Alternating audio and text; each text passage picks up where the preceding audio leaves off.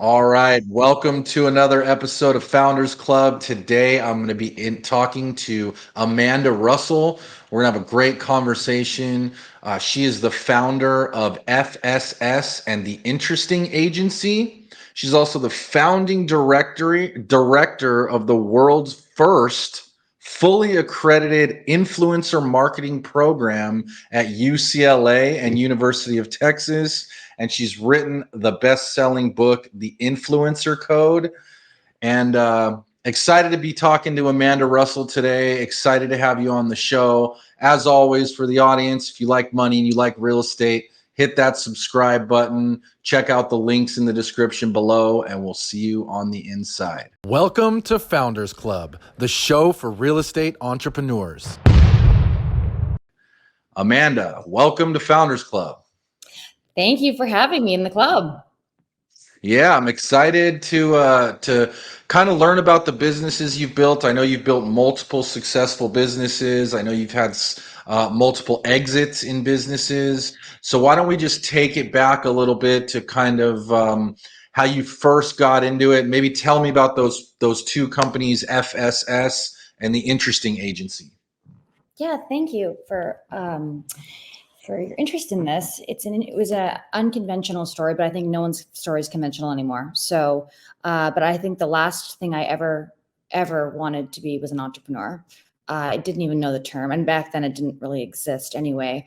In fact, I was super driven by stability.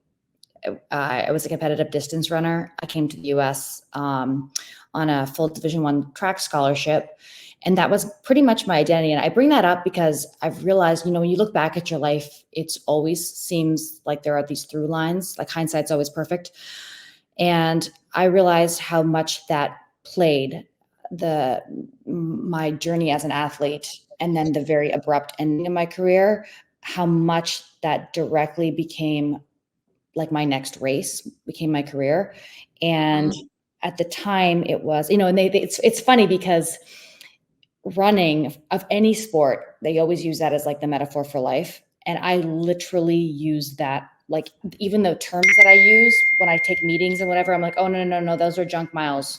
Like everything almost is like in my head, it's directly related. The milestones, how you work backwards from the finish line, how you set milestones and markers and know whether you need to pivot or not in business.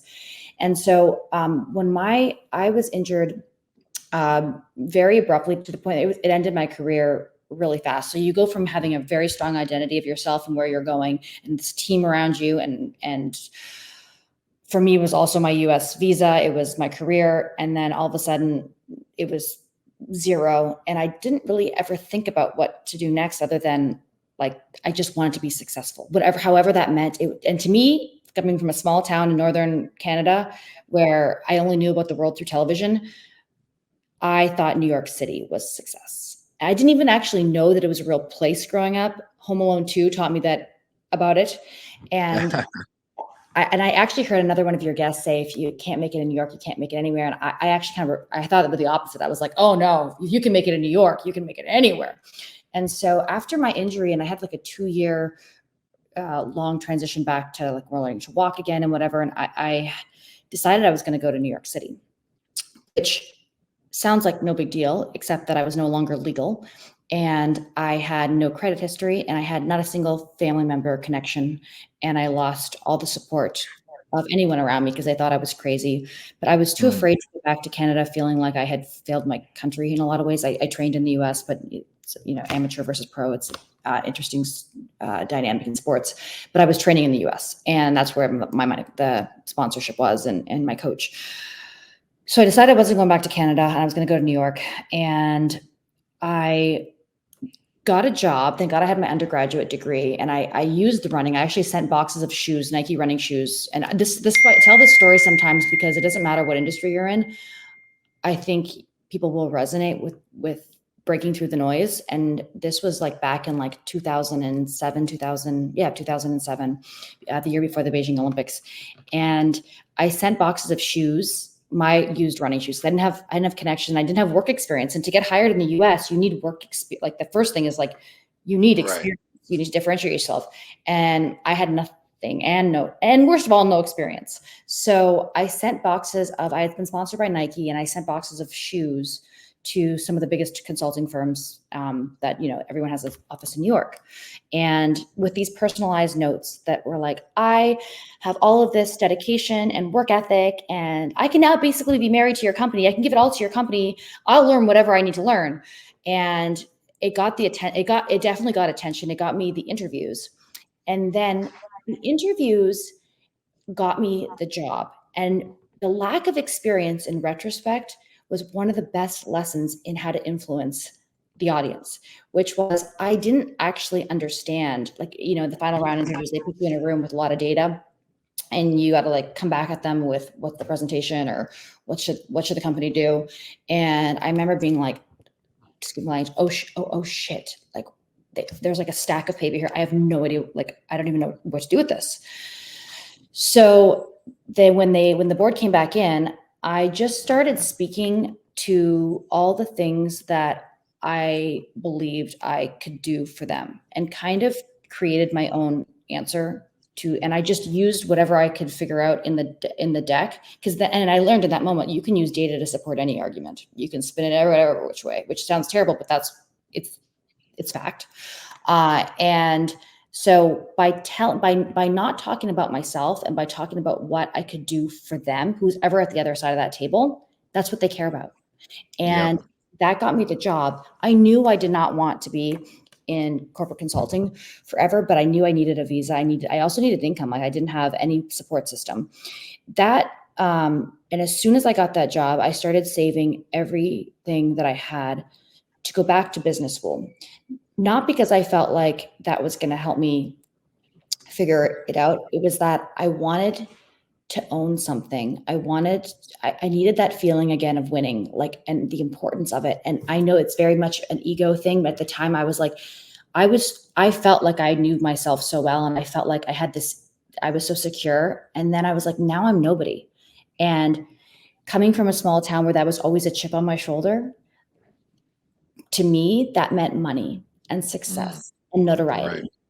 And so if I could go back to business school, I could then figure out what I was going to do by still being legal and still being in New York. So I knew that I couldn't go home to middle of nowhere, Canada, and do this. The internet wasn't what it was today. So Right. I started my business, and you're in real estate. I mean, no one knows this better than I think people in, like, real estate is such a personal thing. It's all about relationships. And when I went to business school, my first company, which I later called FSS, it started with just my name, was a project that became my first company. And the thesis was, and I think you'll resonate with this. Back then, I thought this was very clever for myself, patted myself on the back, because I was focusing in marketing, and somebody that I was doing a lot of like cycling, because I couldn't do any impact. And there's a whole club, which I'm sure people listening to this will know, that in New York in the mornings, very early, before Central Park opens, there is a cast of characters that ride bikes. And it ranges from just incredible athletes to like some of the chairman of some of the biggest companies in the world. And I learned to ride really well, and that became my network. And so I had these relationships that I would otherwise never have. And I mean, my roster of relationships, I had this Rolodex, and a lot of them started to sort of like coach. I mean, when you get to know someone on a different level when you ride bikes for hours with them, Right. when it's dark out. So that being said, one of them was a CEO of an advertising agency, and we're riding one morning, and he was like, "Oh my, you're not going to believe there's this thing called YouTube, and there's these pretty much just dumbasses on there doing nothing." And they're like, but what's crazy is people are just following them. And this is before cell phones had cameras or anything. So I went back to my desktop, and I was like, www.youtube. And I was so fascinated, where there was no actual structured content. And it was like no one you'd ever really know in your right, like that I would ever know. I was like, who are these people? Like, that are in your car, like, what are they doing? But what was fascinating was that they had these connections. We had these communities that were commenting and talking to each other. And community, which I really believe is the future of all business, the feeling of belonging, community. That's the only differentiator. Otherwise, we're really all just commodity. Everything's a commodity. There's no new idea. And so my thesis became, it doesn't matter the product, the service, the idea. Are we putting the cart before the horse? If you have an audience, and it could be an audience, it doesn't of two, if you need to get two investors, or it could be an audience of millions. Whatever that audience is, if you can get them to care, that's first. They will buy on YouTube, as I saw, like their dirty socks. They will dictate. They will want to just work with you. Yeah. And so I bought a flip cam because, that was what we did YouTube on. And my New York, my like little off the books Spanish Harlem apartment, that was, to be honest, like scary, became my studio. And I started a YouTube channel, and it was really a lesson in partnerships. It became one of the fastest growing channels. And this is not saying a lot because this was like 2010, 2009, 2010, but on YouTube. And I structured it as I am very structured. I used fitness because that was all I knew. I mean, if I was a great knitter, I probably would have knitted, whatever. Right. With a running background, you're going fitness. Exactly. And also because I had just gone through this whole journey of trying to figure out how to get in shape. And this was the vanity of me, how do I still look and seem like I'm in elite shape without being able to run? And so that became kind of the whole channel. And so my audience was very specific too. Like it was very type A, perfectionist, not Biggest Loser kind of audience. And that's how it got started. And I knew my audience really well. And then that's when I started doing brand partnerships. And this was before the term influencer existed. And I don't believe the term influencer in the same way that I use that term, because I don't believe that paying somebody with a following is influencer marketing. That's just advertising. Where I really believe in the influence was, I was at the very beginning of doing I think I've done like partnerships and sponsorships with every kind of like health and fitness and drink and lifestyle, and then makeup and beauty product from those days. But where it was really interesting was trying to figure out the business model and how do you grow this? What's the business model if YouTube changes its algorithm? Well, you don't have a business. So I wanted to build a subscription model. And this was before people really trusted putting like their credit cards to buy tangible products in the internet, let alone digital products. And YouTube had zero respect. So how do you gain respect? How do you gain credibility when you don't have any? So I knew that to do that, I had to align with institutions, people that did. But you can't ask for something, because as soon as you ask, it puts you in the inferiority, and people don't like to be asked for things. So I tried to figure out, kind of like how I got my first job. Well, who could I partner with, and how can I help them? Like, how can I make this a win-win? The first one was at the time they were a little multi-channel network. I don't know if you've ever heard the term multi-channel network. It was the first and became the biggest in the world, but they were just a bunch of YouTubers in a garage in Venice Beach.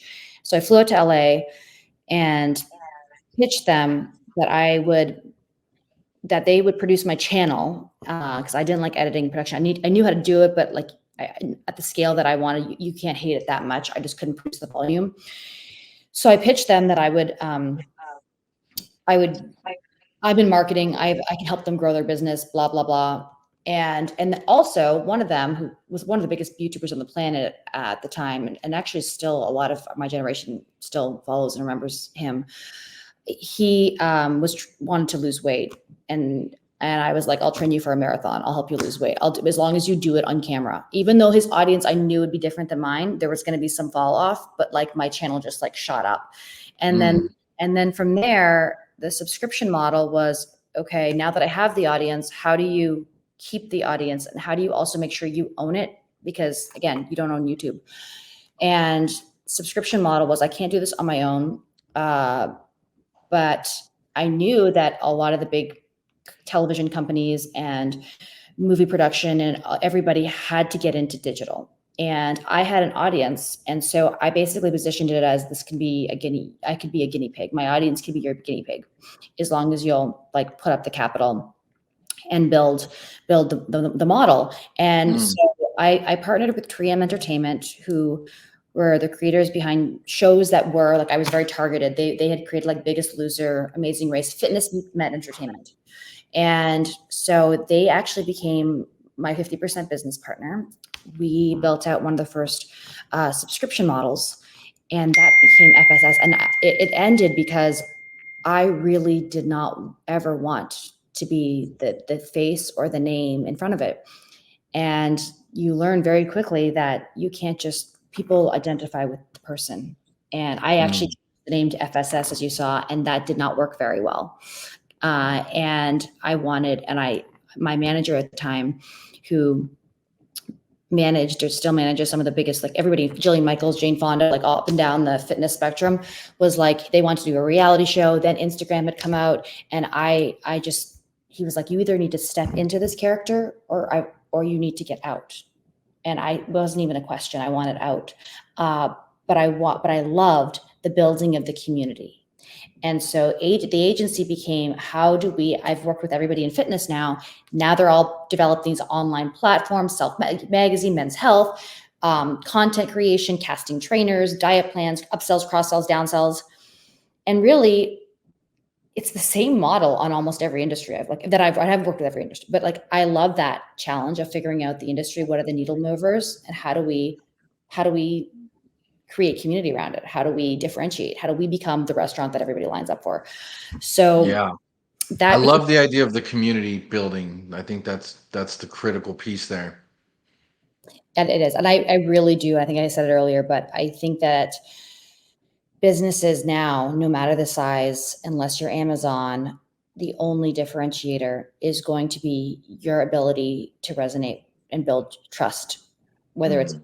audience of 1 or an audience of 5 million. I think that's, Yeah, people want to belong more than ever. most definitely.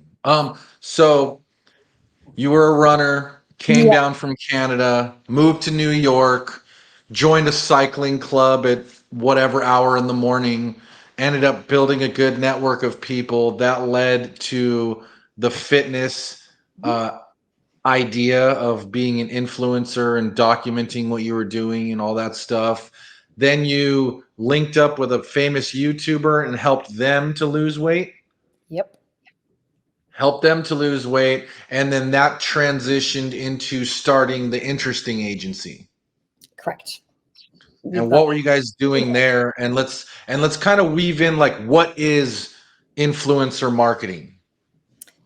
yeah, and that's why I use the term, to hack the term, because I hated the way the term was being used. So Interesting Agency became an agency that did, like I mentioned, when all the platforms started, like regular publications, Rodale, Condé Nast, all their magazines, Demand Media, Lionsgate, which was they created something called BeFit, Livestrong.com, which was owned by Demand Media. I started working with all of these media companies and publication companies when they started having to build their online presence and having to start building this community and also the content machine. And that's everything from casting trainers to understanding how to edit and record and to train. Not that I would do it, but I knew how to train somebody to edit YouTube. Like I noticed right away on your YouTube that you said, subscribe. Well, people don't realize that if you don't give that call to action, it doesn't happen. It's almost like a 0 to 1. Like it was these minor, subtle little things were huge. And I became like I like to use the word expert, but because nobody had done it before and I had just gone through it from the ground up, became sort of a go-to. And our studio was in West Hollywood. That's where Mm, the epicenter of fitness was. So when I had the deal with 3M, they were like, you need to come out, you need to do this in LA because this is the epicenter of fitness. mm, And so we ended up doing that. And then from there, I even spun out into several different industries, from hardcore fitness. When I say hardcore fitness, more lifestyle fitness, but even like hospitals, plastic surgeons, like surgery centers, oil and gas, like equipment. I mean, and that to me really was exciting because I realized that it doesn't matter the widget or the industry. My passion that I've learned is trying to figure out the needle movers, the real influencers. And that brings into the term influencer. If you actually break it down, we're using it so incorrectly we're wasting it when we use it as somebody with a social media following and paying somebody to post or to do something for you, to hawk a product, because that's the definition of advertising. Yeah. Yeah. I want to make a distinction there. So the distinction is you just paying someone to post on their social media page. That's advertising. Correct. Influencer marketing, are you referring to building a following and marketing to it, or or partnering with influencers, or both? Or how do you look at that? Yeah, it can be both. So what it really is identifying who is your audience, who's the audience that you need a yes from or you need a buy-in from, and what are the real factors, the real forces that are going to create that desired action. Influence is the ability to affect action. And so it could be a person, a social media star, but one blip is not going to do it. It's like you'll see maybe a spike for a short period, but next week it's just going to go right back down to the same line. Creating relationships, win-win mutual relationships with the people. And sometimes I even say they don't even necessarily have to be people. Like when I was trying to figure out how to get credibility, when I'm like nobody doing YouTube, but that actually worsened your credibility when somebody heard that. If I knew that if I said, oh, but one of my partners is the Plaza Hotel, we shoot there, then all of a sudden now they're listening. The Plaza is an influencer. Right. As soon as you say, oh, I'm developing an app, people like roll their eyes or cringe, like, oh God, another person developing an app. But if you say, McKinsey and Google are investing in me, then all of a sudden somebody just stops in their tracks and is like, whoa, tell me more. That's influence. So I think we're shortchanging it by thinking that just because somebody has a following, real or fake or whatever that is not the same as influence. Okay, that's a perfect distinction, because I totally agree with that. I think the way that we're talking about it now is more, it's not necessarily influence in the term of like you're finding an influencer on social media. It's all of these things. It's if I'm doing a deal in partnership with Mercedes Benz, all of a sudden now I'm looking, more credible, more authority, more influential. But how would someone like in an everyday entrepreneur leverage influencer marketing in their day to day? Oh gosh, there's so many ways, and maybe the best way to do it is giving some examples. Yeah, So, let's do it. And you can give me some scenarios, and I can walk through that. We do this is business school 101 is give me the case and let's walk through it.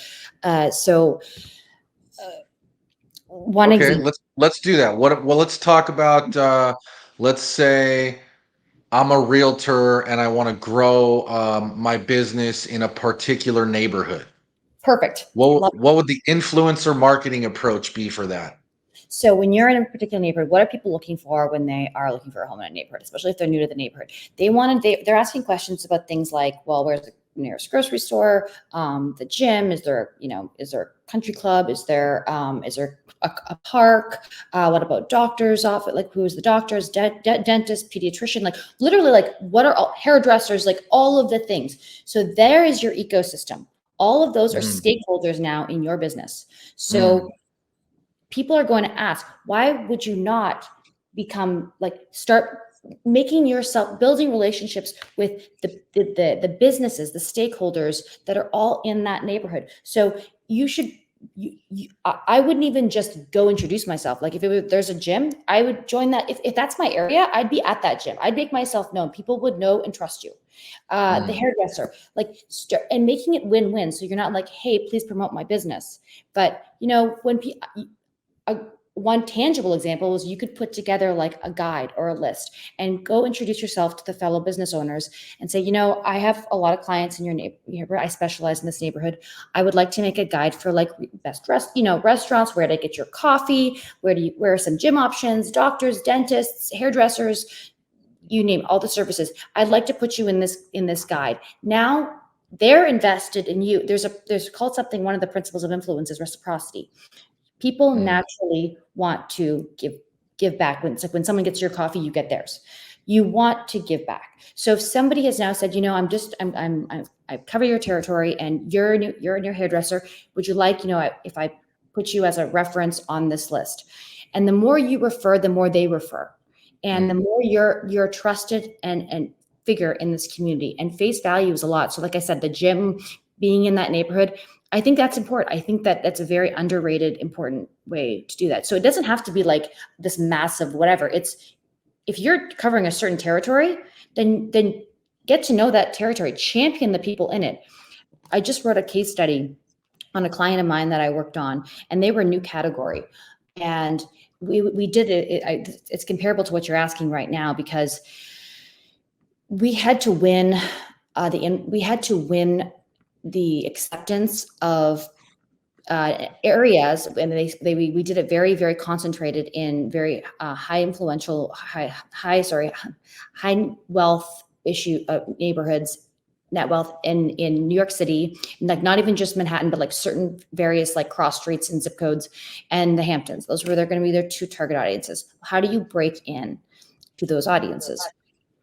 What we did was literally having the founder and some of the founding team introduce themselves. The yoga instructors do, giving them product, checking in, taking some of the classes, the different bodegas, asking them what they like, actually talk to the audience. It's funny how that's so simple, but it's funny. We'll do like studies and we'll like go on these like influencer algorithms, who's got a following. But if you just actually are in the audience and you make relationships there, it opens up an entire new world.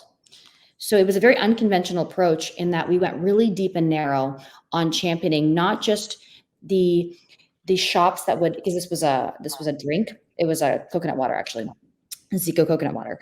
And that was such a new concept. It was like, who they thought the audience was not who it was, because it was just too new.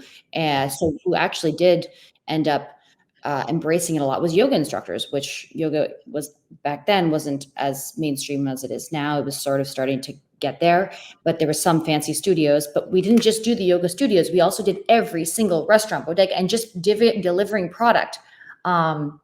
It's the same thing with your team. If you've got real estate brokers, on a separate note, I'm working right now with a really high-end clothing company that a lot of their stuff sells in like Neiman Marcus and like department stores.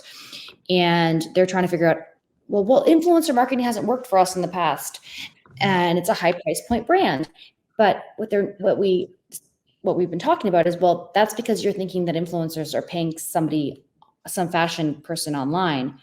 Who's selling that kind of product? Your audience is not necessarily going to be following somebody off Instagram, especially this audience. They have personal stylists that they go to and they trust at all of these department right. stores. Why are you not going to all of these department stores, having your field team, giving them products, championing them? They are your partners. You treat them well, they will like your brand. Mm. Yeah, no, I like that a lot. I like the again, it comes back to building the community. I love the idea of, if you're working in neighborhood or working area, having that community guide to welcome people when they come. It's an extra resource. It's a way to stand out. It's a way to build your influence. And like you were saying, as people start to use those services, then now they're going to start referring you back to your business, and it can kind of grow from there. So I think that's a huge tip. Also reminds me a little bit of Lululemon. I know that in their stores, all the pictures on the wall are generally like local people that are kind of in the, their demographic. So call it fitness, yoga, that crowd. So if they open a store, let's say in San Diego, they're going to find the top yoga instructor in San Diego, work a brand deal with them, and now their pictures are in the store. So it just brings in the community aspect and all that. I think that's really cool. And then one more thing is, I got a friend of ours, Jeff Fitzer. So shout out to him. He has a really good idea on doing this with videos in his local market. He's in the Lake of the Ozarks, and he goes to all the businesses around the lake. He does a quick, 5 to 7 minute video about the business. Really makes it all about them, so they can kind of use it as like a Mhm. highlight reel. That's offering. Yep. Love And that. it gives him FaceTime, it gives the brand exposure, and then he takes it one step further. He actually brings back to the business a framed, like a nice piece of, call it a marketing piece, whatever you want to call it, but it has a big QR code on it that goes straight to his video, and on the picture it says, hey, check out, whatever, Joe's Fishing Shack highlight video here, and he clicks straight over to the video. And I just thought that was a really cool way to kind of build out his influence in that local community. I love it. And that's an incredible example. And that's really going to the next level. But I really do believe that a lot of people don't see the long game. And they're like, well, I'm going to do all this. I'm going to, what am I going to get out of it? It's going to cost me money. No, he's creating like not only the relationships, when he's creating marketing material. I mean, it's what you're doing with the podcast too. When you create value, it's not even, let's say no one ever listens to like, I had this conversation with somebody you might know earlier where I said, it doesn't matter if nobody listens. If they have a really good setup and it's marketing show for you. And now actually, that person, there's marketing is not, it's not surgery. There is no, you do this will happen. It is a Right. flywheel, and there's almost no direct attribute. You'll never know what were the people can even tell you honestly. Oh, well, how did you find out about us? And I tell my students this a lot. Awareness is not ever enough. And what people, even if we're honest, we don't even know. I would drive by the same billboard with the same different movie of the season every single day because I was stopped in traffic at that exact same stop. And I could be aware of every single movie. I probably couldn't recall any of them. Or would I ever go Right. see them? No. But then I could be at brunch with a friend who would say, oh, have you seen blah, blah, blah? And the principle of frequency would go, oh, yes, I have. Actually, yes, you should see it. Now, I would say the friend referred me, but really, I probably wouldn't have been that interested. It was the combined effect. And so Right. that's Yeah. what we have to think of when we're thinking of building our business, that if we're thinking of direct attribution, then we're really short-sighted and we're missing out on a lot of opportunity. Love that. Yeah, yeah, totally agree on that. Unfortunately, marketing isn't a uh, quantifiable Yep. thing in most situations. In some cases, like direct paid media, you can track clicks and things like that. But for the most part, like going back to that Lake of the Ozarks example, there's no real way to track that on if it's working, but he's been doing it for about 6 months now, and he's getting referrals from all these businesses. So it's one of You those things show that's not necessarily measurable, but it's that be everywhere effect. Yeah, I like to say that marketing can be measured. It's just not in the way that we are typically taught to measure, meaning that it's not hard numbers. Right. It's a narrative. And I created in my book, actually, I created a model. That was one thing that academia taught me was how do you take your thoughts and ideas that you do every day and put them into like practices for other people to use and frameworks. And so I tried to figure out how do you show how to measure marketing, and because it's not direct numbers. And if you do that, you're really missing a lot of the opportunities in big picture. And it's creating the whole picture, like, okay, what happened before, what happened after, the narrative, and using the data to support the narrative. And if the data and the narrative don't match, I would default to the narrative. But in big companies, if you're a company of one, you have to convince, usually I say the CFO, but why does this number make sense? If you're just talking about it on a bunch of clicks and impressions, that means a CFO is going to go, what the hell? No, that is, I don't even know what you're talking about. You have to show bottom Right. line. So, but a Yeah. narrative, they understand. If you say, yeah, but you know what? I got a call from, from Warren Buffett that they're interested in talking about. Is that quantifiable? No. Would you argue that that's not influential? Absolutely not. So Yeah. I think that understanding that, and every human understands it. I think bringing a human element and the bigger picture narrative, and using the data to support the narrative, but understanding the data should not lead. Yeah, yeah, I like that. And then that also ties back to something from the book, the three-step code for influencer marketing. Can you break that down for us? Yeah, it's very simple. It's goal, observe. Oh my gosh, goal, observe. Why am I blanking on? Can we edit this part out? Connect. Sorry, goal, observe, connect. I'm like, I do this in my sleep. So it's starting at the end, meaning like, what are we actually trying to achieve? Because too many companies and people, especially, and I think this is where I've learned from watching a lot of successful people, the common thread is know they might not know exactly what's like the business plan looks like. A business plan never stays the same, but they know where they want to end up. They know what that looks like. So they don't get shiny object syndrome where they're like all over the place, can't figure out what the heck Right. they're Yeah. going to do. So number one, and it's funny, for whatever reason in marketing, people are confusing objectives with goals, meaning that Mm. a goal is not to increase awareness. That's so what does that mean? Why do you want to increase awareness? Well, at the end of the day, like if you're a for-profit business, your goal is to make money. You can say world peace, you can say all these things, but no. You can't do that unless you're making money. Otherwise, it's a hobby, and that's fine. But in business, Right. it's where do we want to be? Number one, the goal. That helps you avoid shiny object syndrome and put milestones in place to how to get there. So observe is two-pronged in influencer marketing. It's number one, observe who is the target audience. And that doesn't necessarily mean the end consumer. It could mean getting a testimonial from Oprah, if you have a book, for example. Or it could mean getting the buy-in from an investor or a board. Or it could be the end audience, but it's observing who is that audience and what matters to them. And that's where you talked about your friend, and also with this maker studio and with Dream Entertainment. That's what I started learning, was like, by knowing that I could never just ask. I was nobody. How am I going to ask for something? They're going to laugh at me.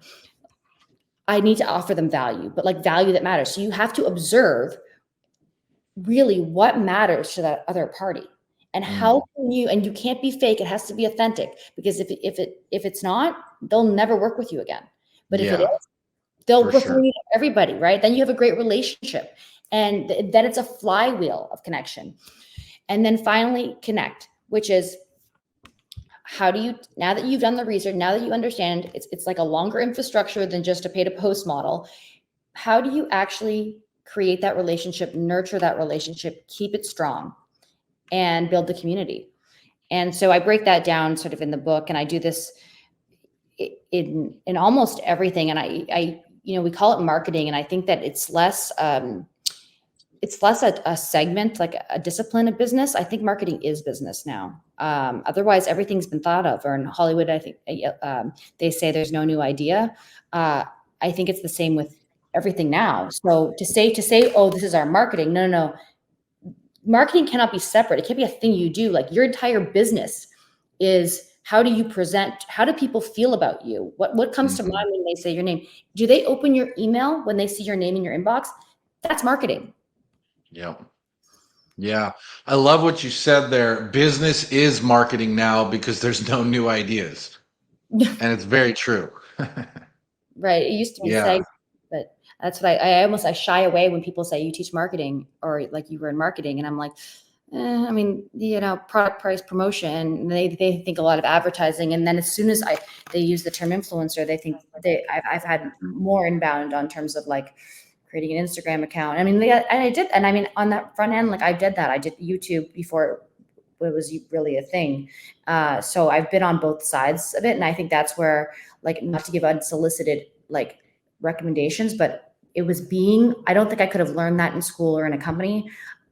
I don't think I could have built the business had I not actually been on the ground every day, creating the content, knowing the audience, what is a brand partnership, what's really going to take to get into the next level. Especially because when you're asking about somebody, that doesn't have the credibility, that was me always. That was like, Yeah. you don't have it. How do you how do you get it, and how do you offer value to get even the first step? And that one step then leads to the second step, and it's a race. Yeah, and you better get running. Yeah. um, Very cool. So, if someone wanted to get started with influencer marketing today, how would you coach them to get like what should we be doing? I think you can go back to that. That's why I do that 3 simple steps, because it's so overwhelming otherwise. Like, really smart people get really, really drilled down. What are you trying to achieve? So rather than saying, I want to start with influencer marketing, I would say, what am I actually trying to achieve here in 2 years, 5 years? And what Love do I that. need to get there? And Yeah, number two, who is the audience? What right. is going to influence them? And there's another framework that I use called 3 Bs when evaluating ideas. And I do this for other businesses, but I do that for almost every, if you're going to take a step today. So let's say somebody heard that idea of doing, I love that idea of doing videos for local businesses, doing interviews and giving it to them as marketing material to promote. So if somebody is going to do that, there are a lot of great campaigns or strategies or tactics that simply don't end up working because they're missing one of these 3 Bs. Because when people think marketing, they think of buzz. Did we get buzz? Did we get clicks? Did we get awareness?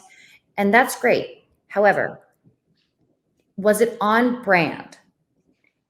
If I did a video today that goes viral on like kitty cats, great.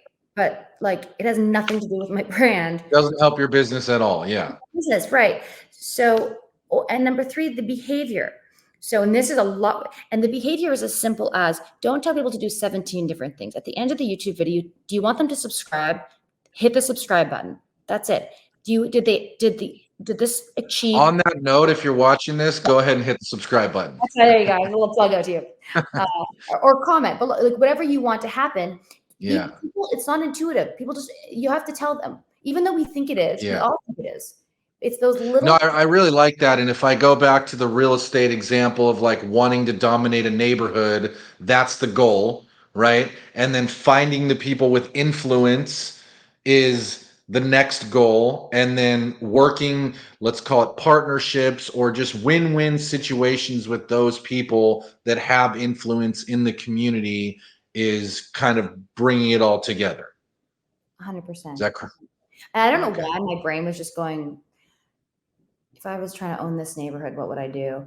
And I mean, there's various things, but for whatever reason, the top of the chart comes to, and I'm not even part of one of these. I don't know why this come, but as a woman, if I think of as a woman in real estate, maybe, or even a man, but like a book club, like starting, people want a reason to connect. They want a Yeah. reason to be brought together. You are so involved now in a way that's not promoting your business, but it is. Yep.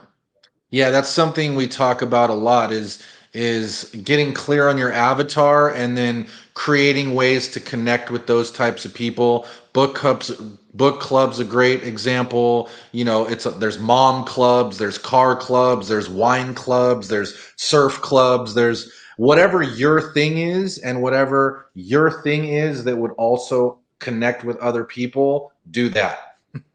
Exactly. Exactly. What you can't, why I said I couldn't have started a knitting club because I don't even know how, I have no interest in knitting. It has to Right. be authentic to you and something Yeah. you want to do, or people feel that too. Yeah, yeah, no, that's huge. And if you do that in your local neighborhood, I mean, there's no way you're not going to connect with a lot of Right? local people that you have a lot in common with, and it's a great way to just get started. Back to your example of the bike club, right? Like you love biking, you joined the bike club, you made great connections, and then you took that to the next step. 100%. Um, so just a couple questions to wrap. This has been awesome. So thank you so far for everything. Um, If are there any tools or softwares or apps that you recommend to help us with these strategies that we've been talking about? I struggle with that. I've worked with several now with different, and even had access to all kinds of different software tools and whatever, in terms of when it comes to influencer, when they use that term, there's different models, there's databases, there's agencies or whatever. I think that's, if you, I would consider that advertising. And you could use that to sort of like look at competition and look at the market, but I don't necessarily think those are going to be the right people for you. It's like saying I got Yeah. news No, against that's fair support them. for sure. I do think that AI, I'm a big believer that AI is going to help us, help people that want to make their job easier, whether it's content, whether it's brainstorming, whatever that is. There's different layers, levels of using it. I think the more savvy you are in understanding how it can be used, Yep. the more you can automate parts of your job in order to. So what you want to use tools and software for, because there's so many, is you want to figure out what tools and software can you use to automate the parts of your business that don't actually help you, that you don't have to be doing, because you want to spend more time being human, building relationships, and that Yep. can never be automated. Yep. Yeah, totally agree. Perfect example of that is we use a tool called Mailbox Power, which is it allows you to do customized like greeting cards and mail pieces and gifts and all that kind of stuff. What's it called? But Mailbox? we teach a lot of our agents how to build like a post closing campaign. So Okay. after they close the deal, they set up the campaign in Mailbox Power and they could build out like a 1 year, a 3 year, a 5 year campaign. And then now their follow up in terms of like hitting the mailbox is automated for the next 5 years. They don't even need to think about it. And then when they're doing their calls and stuff, now back to bringing it full circle and being everywhere. Oh, I love that. It's called Mailbox Power. Mailbox Power. Yep, it's a Okay, cool tool. I've Um, Mailchimp, which is still around. yeah. So how about this? How about in 60 seconds or less, what does it take to be a killer at influencer marketing? I think it takes a really clear understanding of what you are trying to achieve and who the real influencers are in that market, and what it will take to connect and partner with them. That's pretty much that's it. It's very simple. Clear, where do you want to go? Who is influential? Like I said, it doesn't necessarily have to be a person. Oprah's, if you got a book, Oprah's going to make it a bestseller immediately. So having that, and then figuring out a way to connect. And I have a lot of examples and stuff, and I'm not trying to not trying to not to sell the book. It's if somebody needs a copy, I can send them a book. But I have a I was lot of. going to say, on that note, where can they get the book for the people that are interested in learning more about that? It's on Amazon. I mean, it's on my website. It's called theinfluencercode.com. And it's also my name. If you just my name, I never got the .com, so my name amandarussell.co. It's on there as well. But on Amazon, if somebody wants the book, I did not write a book to make money on a book. So I just believe it's so, and it's also part of a mission to change kind of a narrative around what does it mean to be influential. It's you cannot know, there is no one universal influencer, if that helps. Like to give yourself a job title of influencer is like, for lack of a better example, to me, it's like calling yourself God. Like, I am an influencer. Like, I will influence you to everything. But there's no like one, it's so contextual. Like somebody might influence you in one respect, but not necessarily Yeah.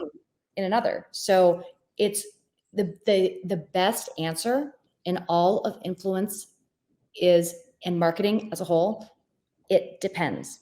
And the people that are successful are very curious and they love to try things and experiment and pivot, but with stamina and understanding what's working, what's not, and when you're hitting certain stones where you're like, I'm too far in this direction, we got to pull back.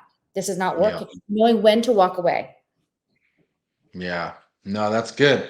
I love that. And then one final question. I like to wrap. I like to talk to all the successful people that I get to interview.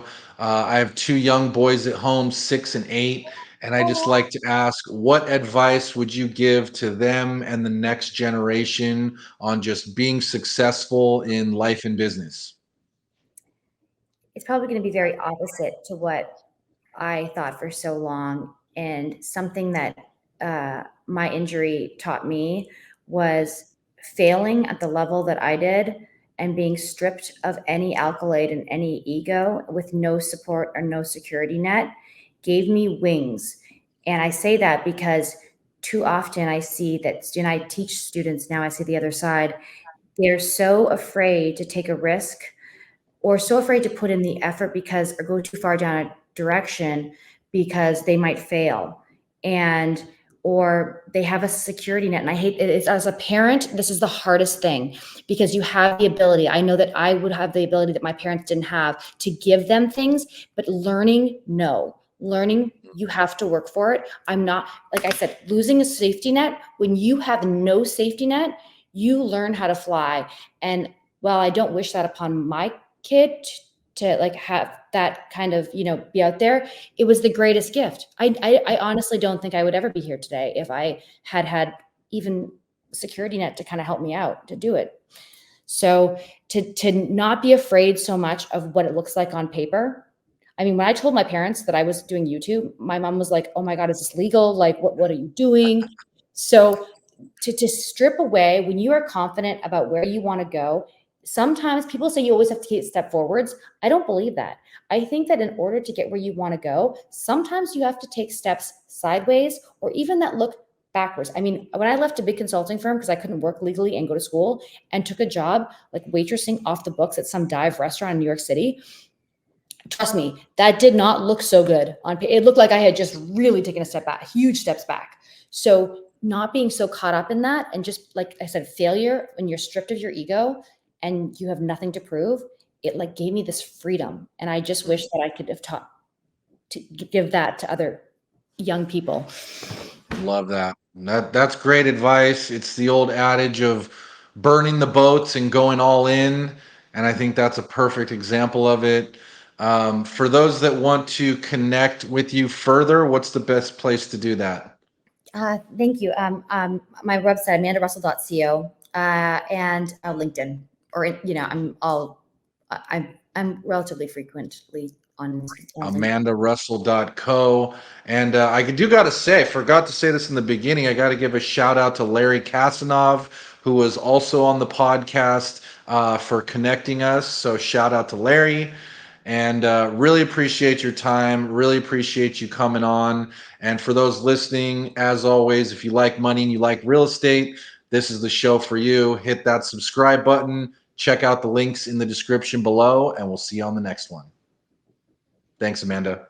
Thank you so much for having me.